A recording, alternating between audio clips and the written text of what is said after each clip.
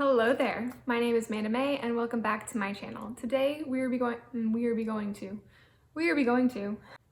words are hard. Today we will be going over my February TBR.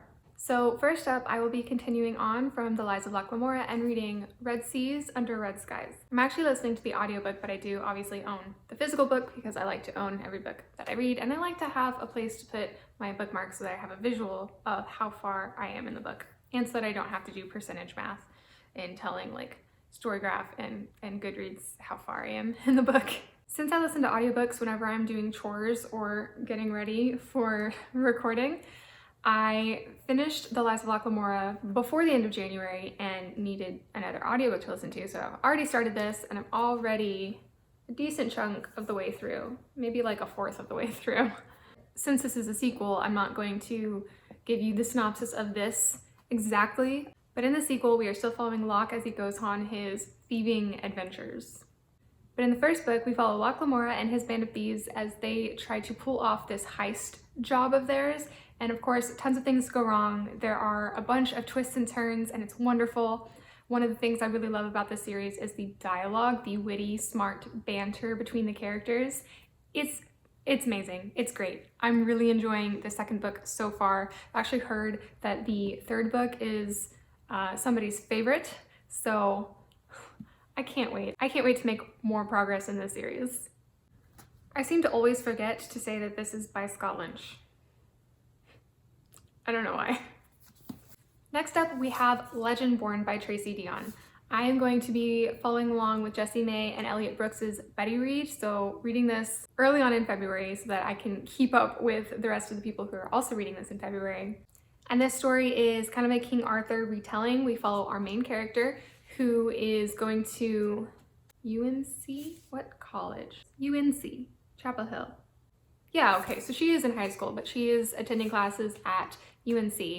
And on her first night there, she witnesses a magical attack, and she's not supposed to witness it because it takes place at UNC. So this is obviously our world. This is an urban fantasy, and magic is not supposed to exist. Oh, I can do this so much better. Okay. So after she witnesses this magical attack, there's this teenage boy who calls himself Merlin who tries to wipe her memory of the whole thing, but he fails and she remembers it. And it's strange because apparently when her mother died, there was also a Merlin at the hospital. So now she is figuring out that there was more to her mother's death than met the eye. And so she infiltrates the magical society at UNC. And stuff happens from there. Yeah. This magical society is made up of, I think, descendants of King Arthur. I think that's where the whole King Arthur thing ties in. But everybody on BookTube seems to love it, so I'm really excited to read it and see what I think. Next up, I will be continuing with the Folk of the Air trilogy by reading Wicked King by Holly Black. I am honestly really excited for this book. I really enjoyed The Cruel Prince. I thought that the characters were just really fun. They were pretty morally gray. They're not very nice people, but that made them really fun to follow along with. So again, because this is a sequel, I'm not going to tell you what it's about, but I will give you a brief synopsis for The Cruel Prince. The synopsis is that our main character and her two sisters are basically abducted by this fairy lord? I don't know if it really matters. He's a fairy. They're taken to fairyland, and they are raised there from the time that they are, I think she's like, I don't know, 6 or maybe 9 when it happens. And now she's a teenager, and she's grown up in this fairyland that is really quite terrifying for humans. It's not a nice place for humans to be. And the whole story kind of follows this changing of power from the old fairy king to a new ruler, and there are a bunch of siblings for the king to choose from of who's going to be the new ruler, and so there's a lot of political drama in that sense. And there's also sort of a hate to love trope in the first book, although I wouldn't really call it love, but it's fun. It's a good time, and I'm really excited to see how the whole storyline progresses in book 2. I do believe that most people consider book 2 to be their favorite. kind of like Aquatar, where it's like the first book hooks you, the second book is amazing, and then honestly, a lot of people don't care very much for the third book in both trilogies. But I'm still excited to read all of it and gonna make some progress in February by reading this one. Another book that I'm hoping to read in February is Spinning Silver by Naomi Novik. Oh, how much I'm looking forward to reading this book. I need a better synopsis than last time though, so I need to actually read. So in this story, one of our main characters is the daughter of a moneylender who is basically too nice. He's too kind and doesn't call in the debts that his family is owed, and so his family is becoming impoverished. They're spiraling into poverty. And our main character decides to take it upon herself to do his job. And so she gets money that her family is owed so that they're no longer living in poverty. But she's so successful that rumors start circulating that she can turn silver into gold, and this attracts the attention of a fairy king who in turn gives her this impossible challenge where if she fails, she dies. Meanwhile, we have another main character who is the daughter of a lord, and she is supposed to marry this tsar. I don't know what a tsar is, I'm sure it'll tell me, but some ruler it sounds like. And she doesn't want to, or she probably doesn't want to. Apparently the Tsar is not what he seems to be. And somehow our two main characters' storylines intertwine, and I'm sure they have to work together so that both of them end up getting what they want, hopefully, right? I've heard that this is really great to read in the winter, and since it is February, which is probably the coldest month where I live, usually in most years, I feel like this is the perfect time to read this book for me. So the next book that I have for February, I'm really excited about. It's gonna be a pretty quick read. I'm sure I'll finish it in like one sitting. But it is, I don't know how to say this. It is Everyone's an Aliabin When You're an Aliabin Too. By Jomni Sun. Oh, it's actually by Jomni Sun. So the alien's name in this book is Jomni, so the alien is named after the author, so that's cool. But this is about an alien that is sent to Earth or goes to Earth to do some research, and this little alien doesn't really feel like he belongs anywhere, but he ends up feeling at home for the very first time among Earthlings, so on Earth. And so he comes across a myriad of characters, Earth animals for the most part, and I think it's just a feel-good book about finding acceptance and friendship and love, and I'm looking forward to it. I'm really hoping that it'll just fill me with warm, fuzzy feelings. Yeah. So even though February is the shortest month of the year, my TBR is quite long and honestly unrealistic. It's not, I would be shocked if I finish all of these books. Shocked. However, I'm still putting them on the TBR because I'm gonna end up picking from these books whatever I feel like reading in the next few days or that day. So this book was on my January TBR, but I didn't get to it, so I'm pushing it to my February TBR. Hopefully I can get to it in February, and that would be House of Dragons by Jessica Cluess. So in this book, the ruler of the land is chosen by contest between the oldest child of each of the 5 main houses. But the twist for this storyline is that when the time comes to have this contest, the oldest children of the 5 main houses are not the ones who are called to be contestants. Instead, we get what seems like 5 random people, and it's one of those where it like lists them off. So we have the liar, the soldier, the servant, the thief, and the murderer. That's enough to make me want to read this book. But I've also heard that the dragons that they are competing with, each of them is given a dragon or has a dragon.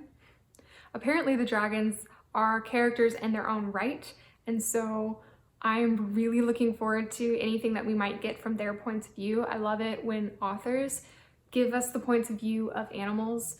I always find it really fun to see what they think an animal's thought process would be like. So that's another reason why I'm really looking forward to reading this book. But again, I didn't get to it in January, so I'm really hoping that I can get to it in February. Also in February, I am hoping to finish the selection series by reading The Heir and The Crown. Yeah, The Crown by Kiera Cass. I read the selection in 2020 and I bought the box set. So even though I don't really feel a super need to read these two books, I'm going to, because they're short and I own them and I'm a completionist. So these are gonna get read. I need to check them off of my list. These stories follow the daughter of the main character of the selection, and I feel like it's basically the same storyline from what I can tell from the first three books, except it's flipped on its head a little bit because it's a daughter who's trying to pick a husband and not a prince trying to pick a wife. So I guess it'll be interesting in that sense. But I am still expecting this to be basically like watching a soap opera or The Bachelorette or something. That is what I'm expecting out of these books. And I'm a little scared for it because the first trilogy just made me so anxious and I couldn't handle it. We'll see how I do with these. So this book is kind of a surprise genre for me. I usually read fantasy or sci-fi or like either kind of sci-fi space or sci-fi dystopian. But this is a contemporary novel, which is way outside what I usually read. However, the synopsis caught my eye.